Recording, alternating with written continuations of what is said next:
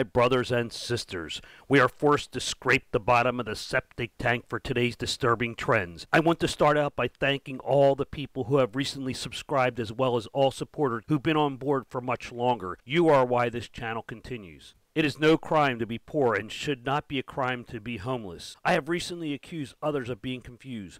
Now it is I that is confused. My fellow lefties appear to be going to great lengths to ensure another 4 years of Donald Trump as president. By their actions, they have become so over the top with social justice madness that one cannot conclude otherwise. Here are 3 recent cases to make my point. City councilman, hosing poop-covered sidewalks might be racially insensitive. Your first reaction, I guess if you're normal, is that someone is out there making this shit up. You scramble to see if it's just an onion piece. I fear it is not so. Catherine Timp continues. Hosing human waste off pavement reminds one leftist of hoses used against civil rights activists. A city councilman in Seattle is reportedly opposed to hosing sidewalks that reek of excrement near a local courthouse because he fears that it might be racially insensitive. No, this is not a joke. I'll tell you what I think is awfully insensitive. Having to walk through an area that smells like rotting human feces. If this city councilman is so concerned about people's well-being, then maybe he should post signs saying, "Please wipe your ass and clean up your own crap before you leave. Oh, and don't forget to wash your hands too." But of course, we wouldn't dream of doing that because it would require this well-meaning councilman to actually address the issues of mental illness within the homeless community. Yes, that's right. Your average mentally well citizen does not poop on the sidewalk, but this person is too busy virtue signaling that he's missing the point, which is... The area surrounding King County Superior Court includes a homeless shelter and other social services organizations and has become an unsanitary and potentially frightening scene, one that reeks of urine and excrement, according to an article in the Seattle Times. Desperate for help with the disgusting environment, 2 of the court's judges have asked the city to please power wash the poop-covered sidewalks. That seems like a pretty reasonable request, but apparently, one councilman is worried that doing so might be a form of microaggression. Now we're getting to the main thrust of the meaning of cleaning poop from public sidewalks, microaggressions, the term that is defined as something so insignificant and infinitesimal so as not to exist they need to append micro to the action. Anyone over the age of 3 knows that if you see poop somewhere, it's supposed to be cleaned up. What's more, most little kids could probably also tell you that said cleanup is supposed to involve water. In fact, before this, I would have told you that this is probably the least controversial opinion in human history.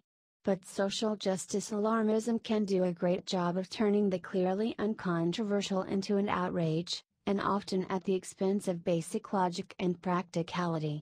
It's not that all social justice activism is bad, of course. It's great to be nice, and it's great to be sensitive, but an obsession with social justice and political correctness can make people's brains start to malfunction, and I'm not sure that I have ever seen a better example of that than this. Now, if you're like me and possibly the rest of civilized humanity, you may feel that was a shitty subject. But speaking of humanity, or should I say inhumanity, we arrive at our next social justice outrage. Don't gender your pets. Yes, the good folks at Medusa, the Feminist Revolution magazine, want to push our face in the pile of poo and shout, "Bad human, bad human." Why, you ask?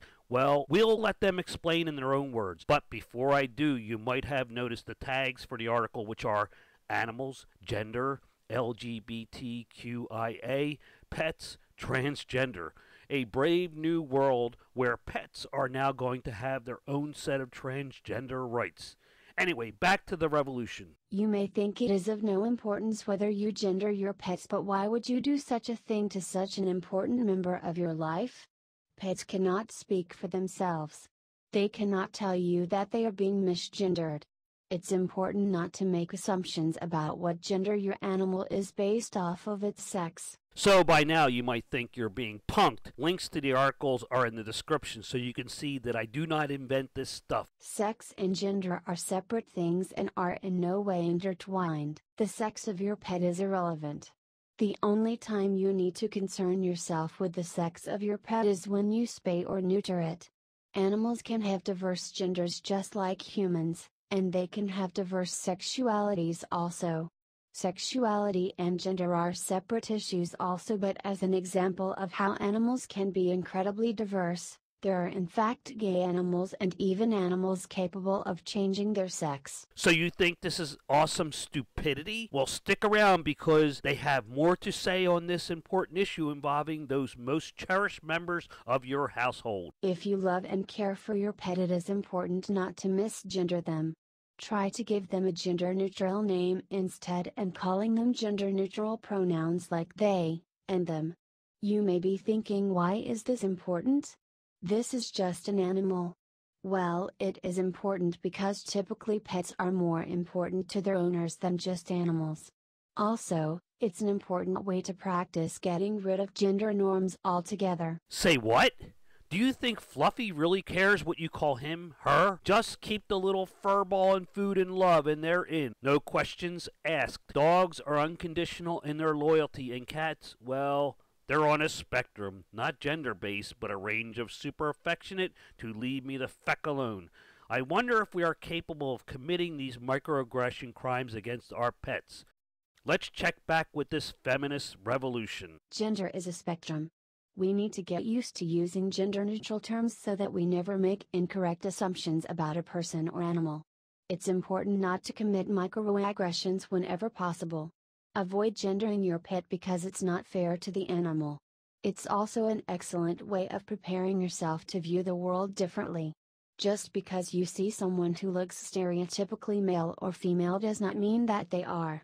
Everyone is probably somewhere in between male and female and perhaps something else altogether, so it's really important to not make assumptions about the people and animals you come across. Listen up, revolutionary feminist. You call yourself whatever you want.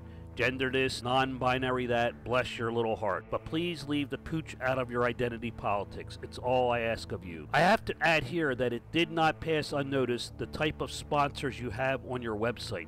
Check some of these images. I'm pretty open-minded, but if these kind of ads were displayed on an MRA website, there would be a shitstorm of patriarchal proportions. Simply amazing. While I successfully avoided the landmines of smutty distraction on the feminist website, I happened upon yet more madness. Feminists need to start supporting transracial people. That's right, our favorite transracial. Rachel Dolezal is being forced back in the news.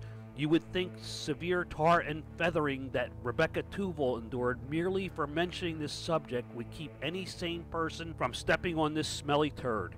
Here is the basis of the argument made here. Then I will comment. For some reason we have fallen into the trap of assuming that there is only one type of trans person out there. This is actually not true, and if you consider one valid, you should definitely do the same for the other. There is literally no reason to be unaccepting of a transracial person if we are accepting of a transgender person. This trap Christie speaks of, now I'm assuming this is more of this intersectional identity politics stuff we keep hearing about. I will attempt to parse what she is saying here. I need to first point out that transracial is valid if you have parents from more than one race.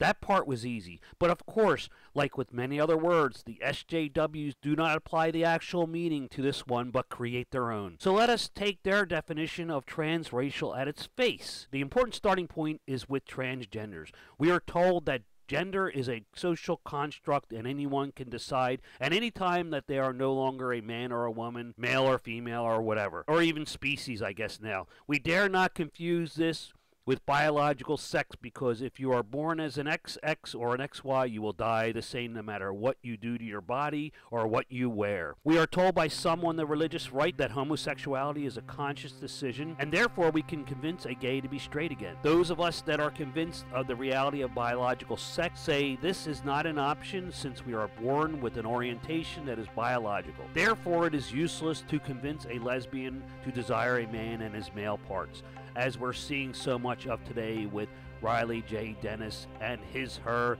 band of merry men, women. These people say that our gender is not biological and socially constructed, so they can talk you out of what genitalia you prefer.